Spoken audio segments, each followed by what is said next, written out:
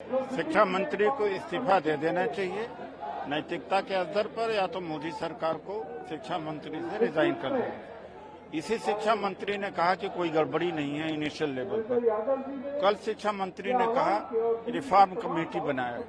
तो एक बार तो ये कहते हैं कि इस नीट की परीक्षा में कोई घपला नहीं है, फिर वही शिक्षा मंत्री ये कहता घपला है। और बिहार में जो गिरफ्तारी हुई है, गोधरा में जो गिरफ्तारी हुई है और जो पैसे का ट्रांजैक्शन हुआ है, क्या वो बिहार की पुलिस गलत काम कर रही है या गुजरात की पुलिस ने गलत पकड़ा है उन लोगों को? तो नीट का एग्जाम कैंसिल होना चाहिए। ये सरकार पेपर लीक की सरकार हो गई है। और मोदी जी जब 2014 में सत्ता में आए थे, जिसकी उम्र 22, 23, 24 साल थी, 10 साल में उनको नौकरियां नहीं मिली, उनका जवानी बर्बाद हो गई। अब नीट के छात्रों का इनका जीवन बर्बाद हो रहा है, युवाओं के जीवन से खेल रहे हैं। इस सरकार शिक्षा मंत्री को इमीडिएटली रिजाइन करना चाहिए और फिर से एग्जाम कंडक्ट किया जाना चाहिए। हमने तो कई एग्जाम दी है, इस नीट एग्जाम में धांधली के तार तेजस्वी यादव की पीएससी। क्या बात कर रहे हैं? तेजस्वी यादव की के नाम पर जाके कि कोई गेस्ट हाउस बुक कर ले, इसका क्या मतलब होता है? और उनका क्या हुआ? जिन्होंने रटाया है, रात में पर्चा लीक हुआ टेलीग्राम में, 5-5 हजार रुपए में टेलीग्राम पर ये पर्चे पूरे देश के अंदर गए। उसकी बात सरकार क्यों नहीं करती भाई? गोधरा में उड़ीसा के वहाँ के परीक्षार्थी आकर के सेंटर चुनते हैं गुजरात में। गुजरात सरकार की जिम्मेदारी है कि इसमें लगता है कि मोदी गवर्नमेंट की इसमें मिली भगत है। इसमें करोड़ों अरबों का मामला है। जो प्रमाण मिला है गोधरा में, गुजरात में, वो बिल्कुल कंक्लूसिव प्रमाण है और बात को डाइवर्ट करने की कोशिश न करें। शिक्षा मंत्री को इस्तीफा दे देना चाहिए।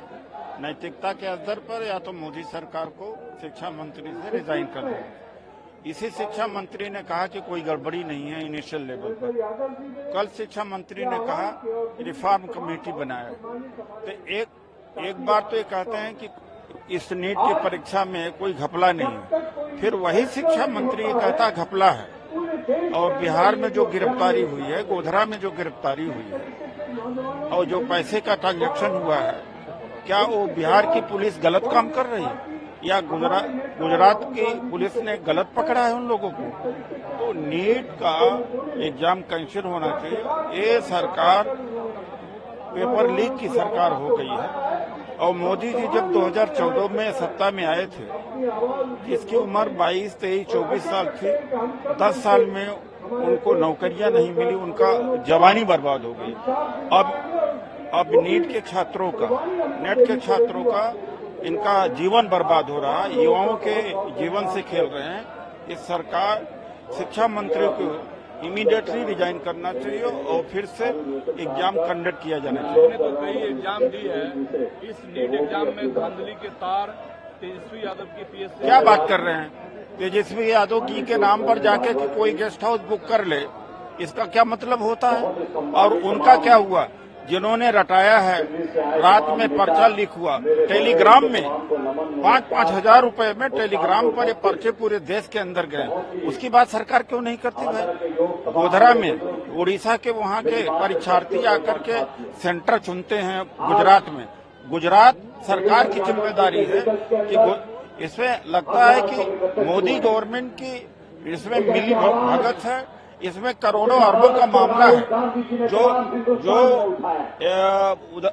जो प्रमाण मिला है गोधरा में, गुजरात में, वो बिल्कुल कंक्लूसिव प्रमाण है और बात को डाइवर्ट करने की कोशिश न करें।